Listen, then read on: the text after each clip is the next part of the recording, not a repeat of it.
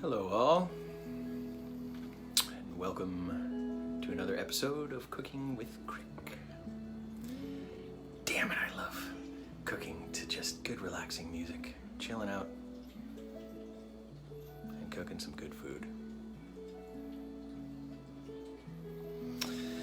So, this is episode 12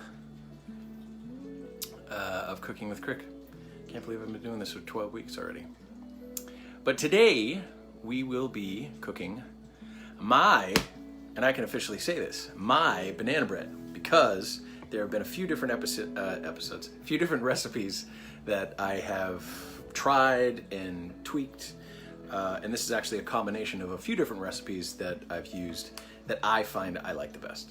So this is a number of dishes I've made on Cooking with Crick have been recipes I have found and just repeated, but a small handful are mine.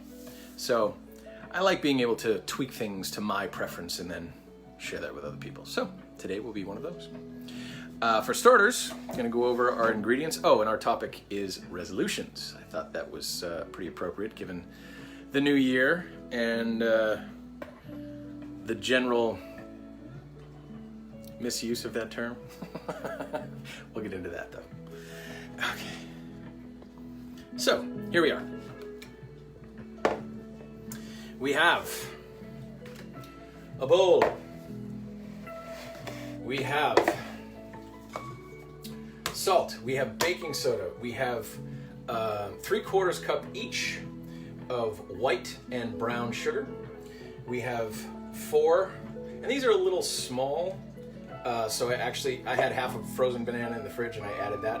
I may have to wait for that to thaw a little bit, but it doesn't take much for bananas to thaw and then just mash it in with everything else. So 4 overripe bananas. So, well, I'll get to that in a minute. Then we have a stick of butter, our flour, and vanilla. So, the thing I was going to say about bananas, if you don't know, when they're green and completely yellow, the sugars inside them are fructose. But as soon as they start getting the brown spots, that fructose is slowly converting into glucose. So for those of you who aren't familiar with the difference, they're obviously both sugars, but one is a little better for us and one is a little not. And it's not to say that it in and of itself is a bad thing, it's just what it does to us. That whole high fructose corn syrup argument from years ago now that's still maintaining, which appropriately so, but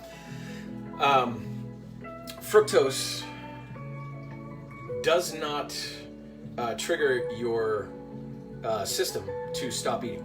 So it basically never feels satiated with the amount of, you can just eat fructose indefinitely and your body will never tell you to stop. Whereas glucose is a different type of sugar, and I'm not going to get into the chemical makeup, and I don't even know that much from that perspective about it. But the reaction being, glucose is a much better sugar to ingest for our purposes. So that is why fructose tends to be less good for you than glucose. It's not what it is, it's what it does. So there you go, little tidbit for you. So the great thing about overripe bananas is you can pretty much take the whole thing and just add a little bit of pressure and they all open right up. So you can do that all at the same time, which I like. So we are going to start with our bananas. Boop. And we're going to do our bananas, our sugar, our butter, and we're going to mix all of that around first, and then we're going to add the other ingredients. So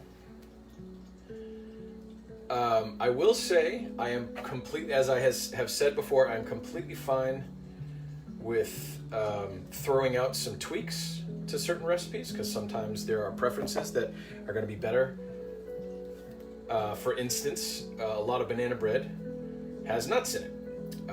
My wife does not like nuts in things, so I don't add nuts. I like it fine. I do enjoy nuts, but it's not enough that I need to, like make a separate bread for me or anything like that.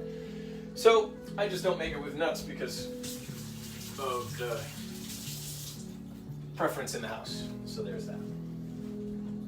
So I do have to check on my frozen banana. We might have to wait on that. Maybe I'll just skip it.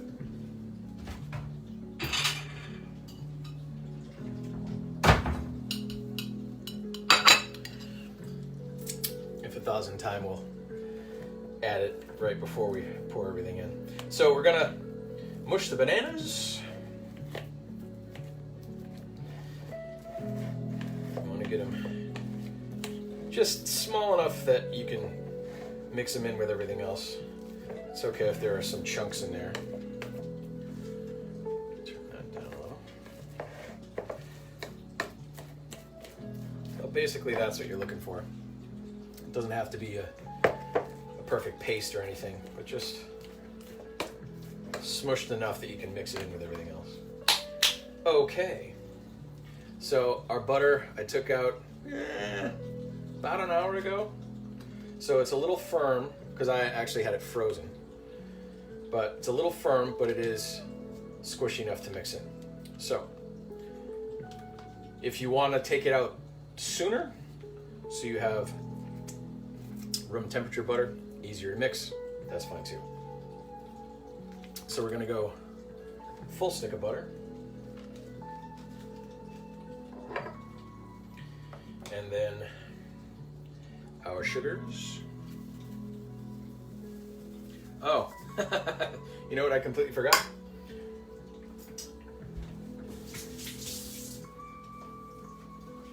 I forgot our eggs. Well, I didn't forget. I just didn't take them out of the fridge because I didn't want to leave them sitting on the counter for an hour. But that's all right.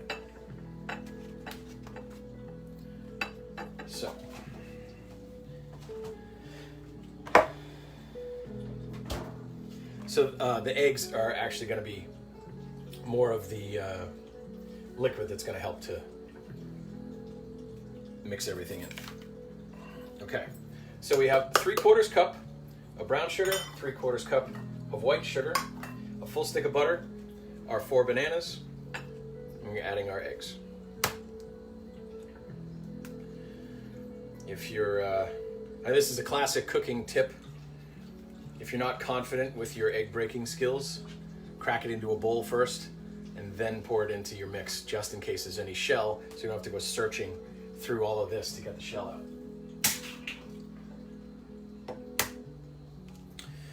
Also, per usual, Charlie might come and visit at some point if she gets bored with her show that she's watching in the living room. But we have made banana bread before, so that's gonna be old hat for her.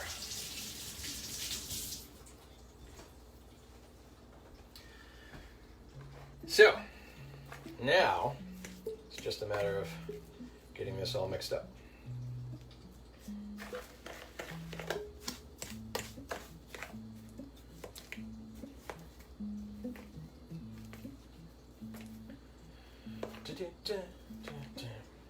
So I have to say that growing up, banana flavored things, and I don't mean like banana candy or anything because I'm not really a fan of that, but like banana cream pie, banana ice cream, things like, I mean, ice cream's a little sweet, but Bananas Foster, there you go. My wife makes a fantastic Bananas Foster, by the way. But just banana things I've always really enjoyed. So growing up and my mom making banana bread was always awesome. Made a lot of Irish soda bread and zucchini bread too, if I remember correctly.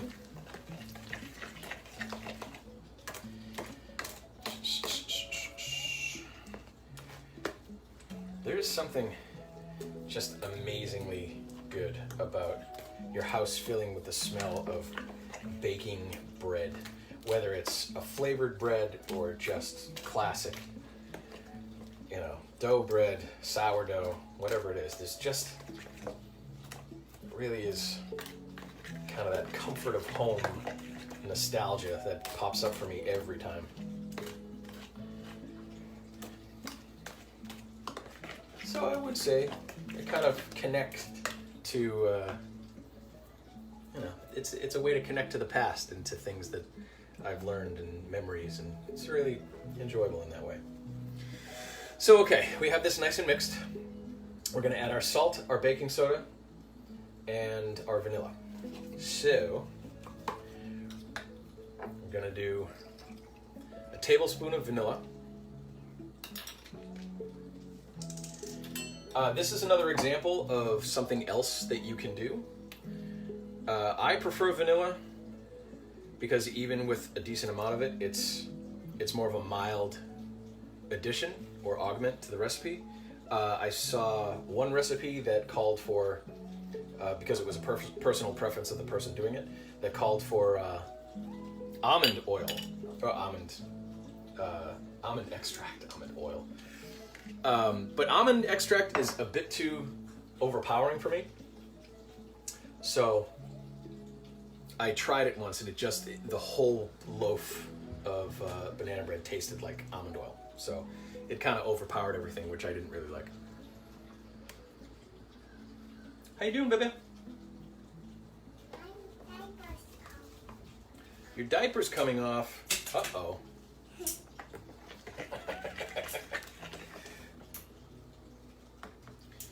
I think there might be some trouble in River City.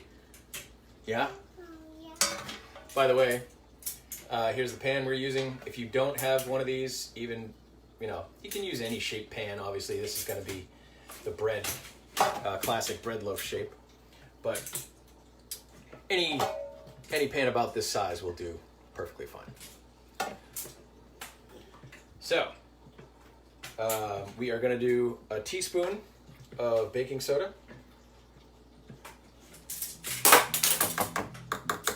I got Charlie playing with the magnetic blocks over there. And we're going to do half a teaspoon of salt.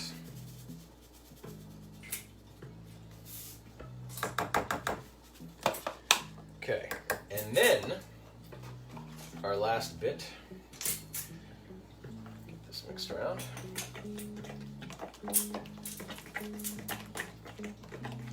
We're going to do a single cup of flour. So before I mix in the flour, just so you can see, obviously there are chunks of butter in here that haven't been blended in, as well as chunks of banana. Now, if you, again, this is a personal preference. If you want to, how are we doing there, Gilly? Okay. If you want to mix this completely so it's all uniform with a mixer or anything, okay. Okay, well, let's fix that in just a second, okay? Here, let me see. Sorry, folks. Got a bit of a diaper issue here. And cooking with Crick can't just continue through without addressing such issues. Is that better? Does that feel better? Okay, good. We're good. So as I was saying, if you want to use a mixer to get this completely uniform, totally fine. The flavor is still going to be the same. It just might be a little bit of a consistency difference, and you're going to have little pockets, and that's why, again, I don't mind leaving it like this, because you're going to have little pockets of flavor throughout the bread, because certain concentrations of banana as well as the butter are going to cook and melt through in different concentrations throughout. So I don't know, just creates a nice little variety and non-uniformity that I like. So there you go. Okay, so we have our cup of flour, and again, making it less lumpy. If we want to use a sieve or some sort of filter, it's always going to be a little better to get the big chunks out.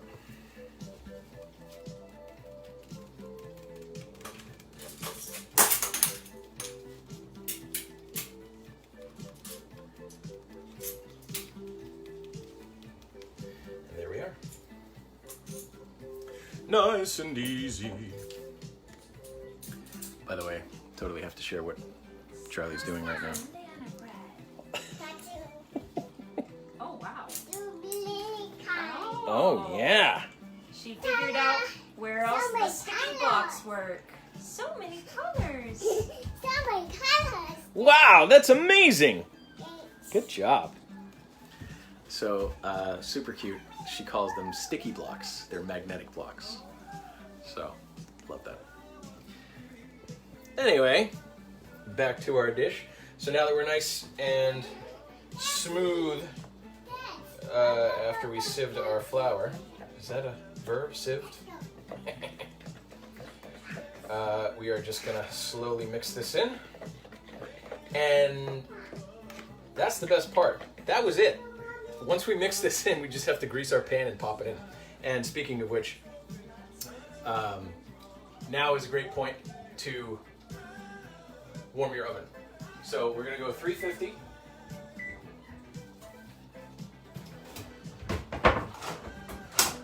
There we go. 350, let that preheat. And we're not gonna see the result on the live because it's gonna take too long, because that is the one thing. The prep is super easy, it doesn't take long at all, but cooking takes about an hour. Depending on your oven, it may be a little less, a little more. With my oven, I have found that an hour and 10 minutes is pretty perfect. So what I'm gonna do is get this all set up, get it in the oven, and then we'll have our conversation. And when it comes out in an hour, I'll post the results in the comments.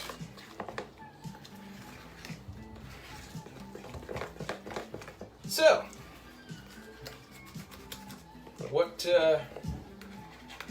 types of breads and the like did any of you grow up with? Was banana bread big in your house? Did you have nuts? Did you not? Was it more of a holiday thing, or was it any time of the year? It's always curious to me what people's traditions are. Now also, I like using a fork because it's kind of a one-stop shop. I can use it to mash the bananas and just mix everything else in. Obviously, using a fork, you're gonna get more chunks, but I don't mind that, so it's okay. But you can use a whisk, you can use a kitchen mixer, really anything you want. Whatever works best for you. Okay? So that was it. It's that simple. And it is going to be really soupy like this. This is what you want. Todd, what's going on? I made a cheddar poblano pepper bread today. Oh, dude, nice. That sounds awesome.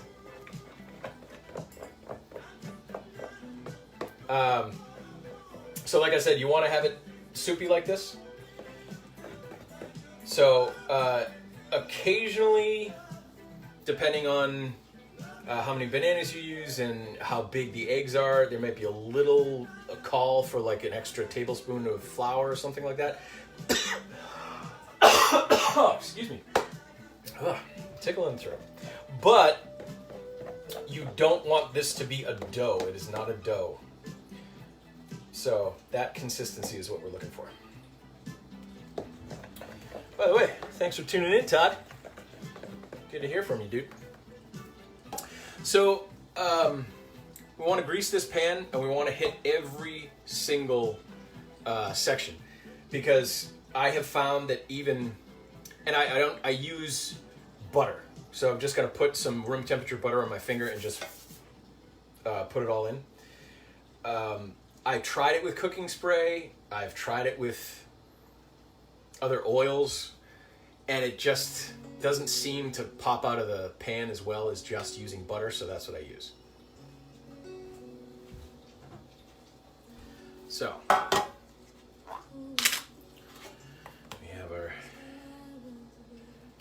don't worry, I washed my hands. And I'm just literally going to get a thin film all the way around, all the way up to the edge, and obviously on the bottom too.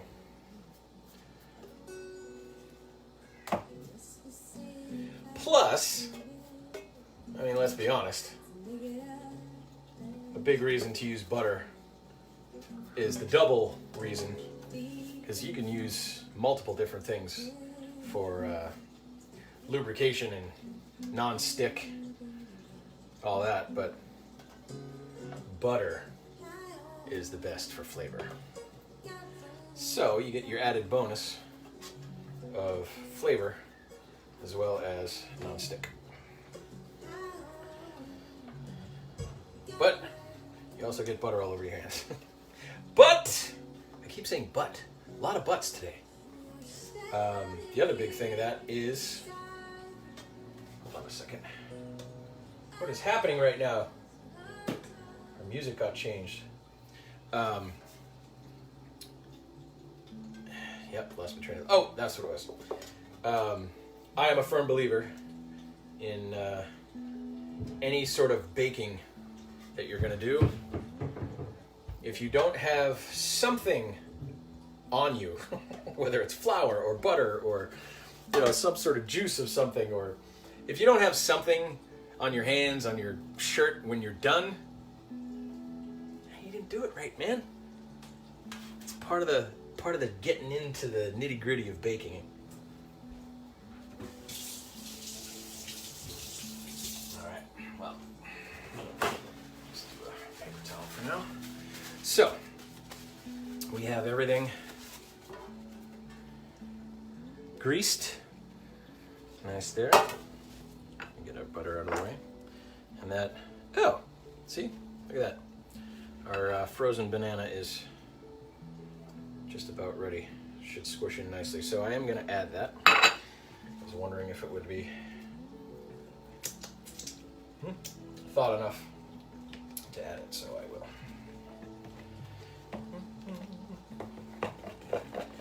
Nice, nice. Okay, so like I said, this is it. This is the last step. We just pour it in our pan and pop it in the oven. I would recommend setting your timer for 50 minutes and then, toothpick or a butter knife and just check the inside and then add your time. You don't want to overcook this because it gets super dry and it's like, what the hell's the point in eating it now? So, okay, now that we have that mixed,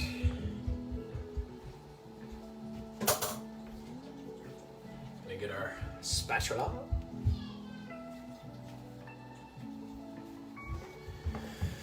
And then we pour.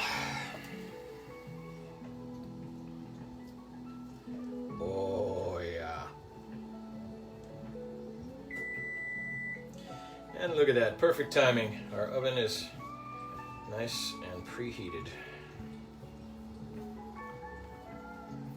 So, something else for those of you who are not bakers, you will notice that this doesn't nearly fill up our baking pan, and that is a good thing because this will rise to a good inch or two above the top as it cooks.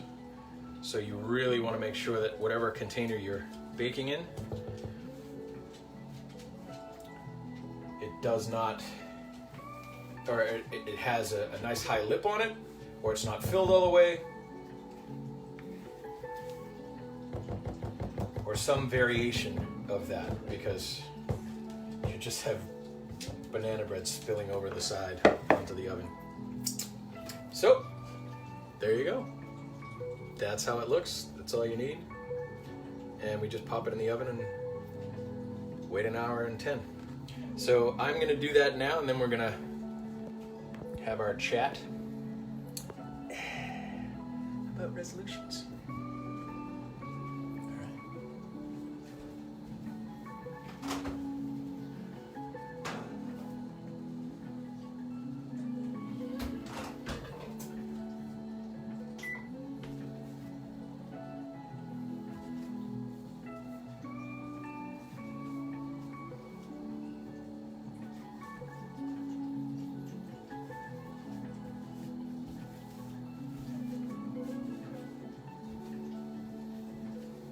kitchen dance. Ain't nothing wrong with a kitchen dance.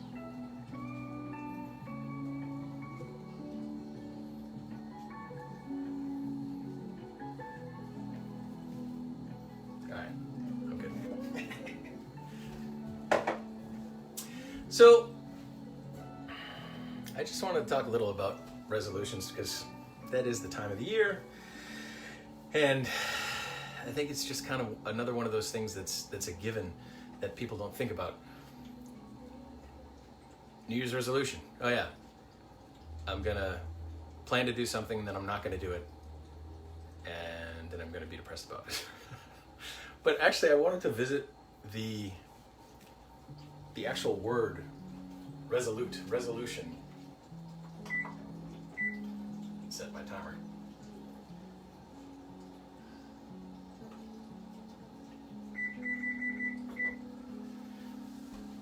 And it's funny because even just looking up things and the ideas of where resolutions, New Year's resolutions specifically came from. And I got into all the ancient calendars, like 46 BC, the calendar that was used back then, and how the new year actually started March, April, not December, January. And realized that it was because so many things back then were based on crop cycles. And because it was the spring planting season, that's the new year. It's a new crop, a new year, a new cycle. And over time, after the calendar was changed and then changed again to the, it was first changed to the moon-based calendar, then the sun-based calendar, and the Gregorian calendar that we have now. And that switched the first of the year to January. So I completely understand the idea of new beginnings. So a chance to wipe the slate clean, to try again, to do something different, to grow, to evolve. And having a collective time to do that, or a collective agreed upon moment that begins again, there's a tendency to push to that new beginning. It's just like when you say, oh, well, I'm going to start something new. The micro version of that macro change is, I'll start on Monday, right? We all do it. We've all done it. It's this idea of getting excited about something that you can change, but acknowledging and being a little afraid of the effort or the work, and then being able to push it off and say, yeah, I'm going to do that, but I can enjoy that I'm not doing it yet. So I'll do it then. And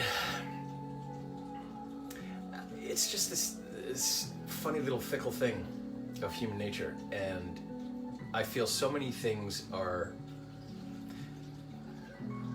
just us trying to glom onto that and force a square peg into a round hole type of thing. Because, oh, I have to do that. I have to do that. I have to do that. So you force yourself to do it, and then you don't do it, and then you feel bad about yourself, when you should have been doing it like that in the first place. So I did want to share something, just some fun info about what I found.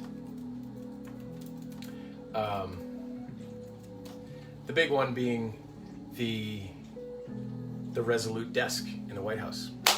And, you know, when you resolution, you get that word, you come to resolute, right? So it was actually made from wood from a ship that was found in the Arctic, and then given back to the U.S. And after it was decommissioned, the wood from the ship was made into a desk.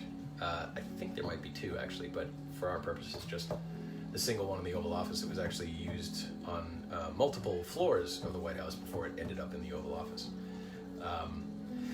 But again, I have no interest in going into recent events, but for any of you watching this later, it's been a doozy of a couple days with regard to this country, the election and all of that, but I digress. If you're just looking for a straight definition, a resolution is a firm decision to do or not do something. the secondary one is the quality of being determined or resolute, right? So if we go back to just resolute, obviously it's a similar, admirably purposeful, determined, and unwavering. Unwavering was the big one that popped up with regard to the resolute desk. So it's just, the buck stops here, an unwavering, solid, grounded foundation to this country, which I can completely appreciate the symbolism. And I feel like that idea of commitment, unwavering determination and purpose is what a resolution should be, right? It's how we need to approach the things that we want to change. And I feel like in so many ways, like almost how Valentine's Day has become just super commercial. Well, any holiday has become super commercial, but it's less about showing love and compassion and empathy toward specifically your partner, but anyone, and more about how good do I feel about getting them the thing that I got them, right? So it's materialism, and no one needs that. So the idea that a New Year's resolution has to be this thing, and of course, what are the big ones?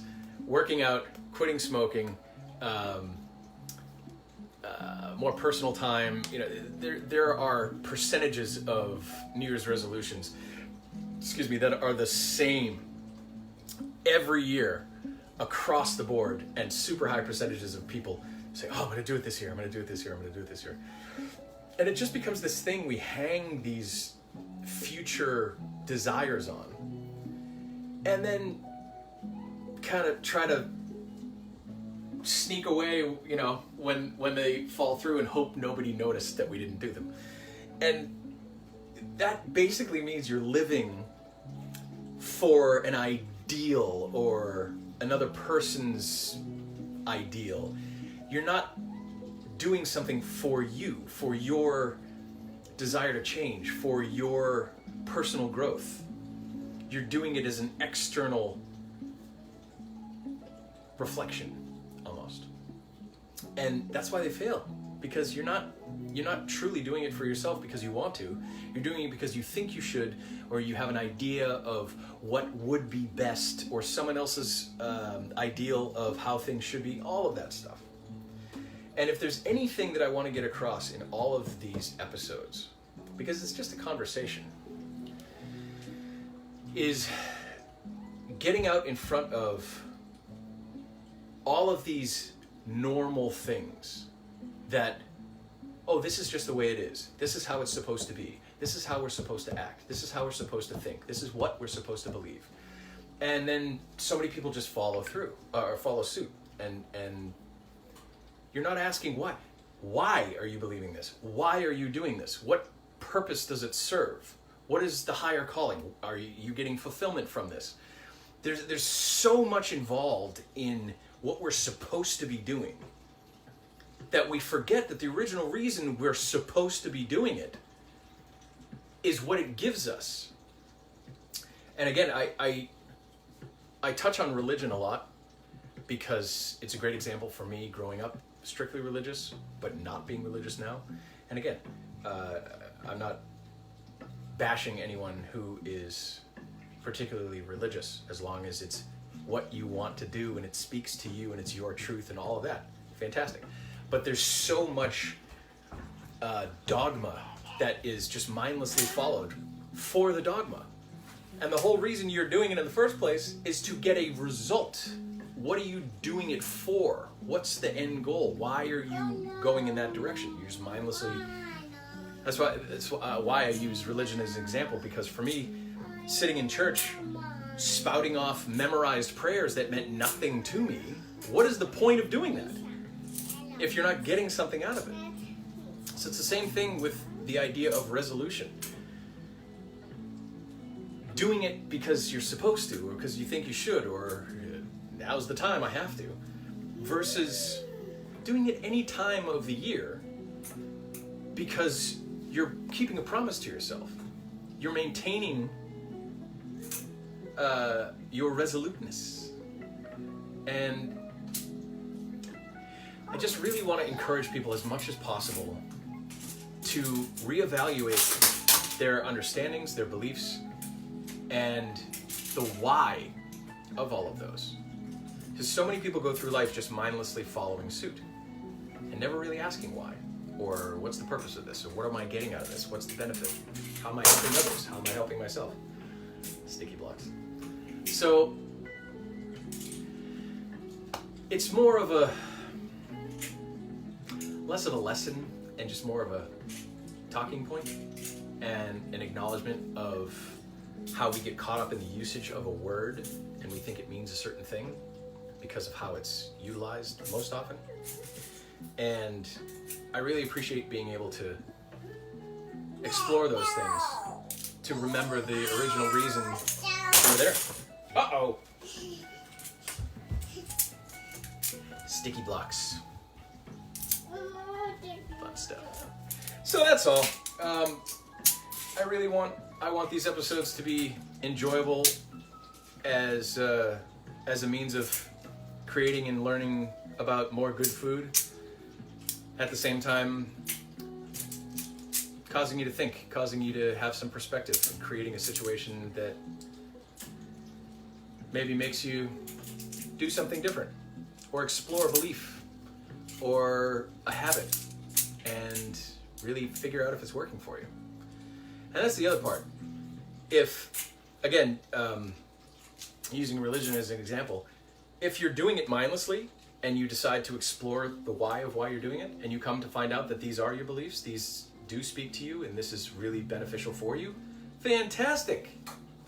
Then you're just circling back around and doing the exact same thing you were, but with a different perspective, a different purpose, a knowledge of fulfillment, which is the point. So I would never tell anyone to explore something in order to get them away from it. It's more about making it your own and getting away from the idea that you're doing it because you're supposed to, or because someone else wants you to. And that, we can get into responsibility and responsibility versus obligation, because they're very different things, and people misconstrue them. So, Joey, my buddy, how you doing, man? It's been a long time. I appreciate the comment. Thanks so much.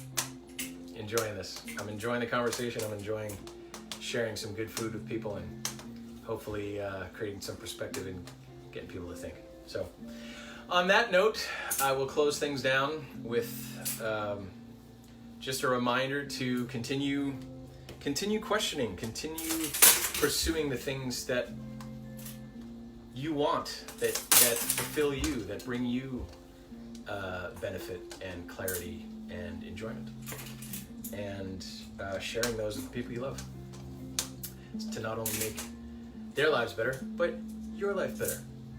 Because all of this, again, what's the purpose? What is the purpose of doing this? The purpose of doing this is to live a better life, to have ideas and beliefs and practices that support the life that you want and the experiences that you want, and the ability to share those experiences in that life with the people that you love.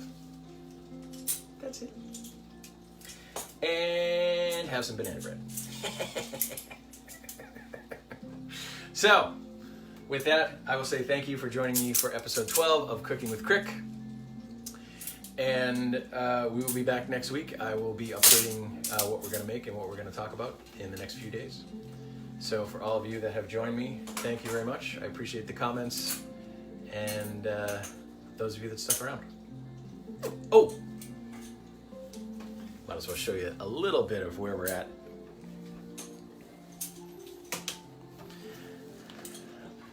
Where are we?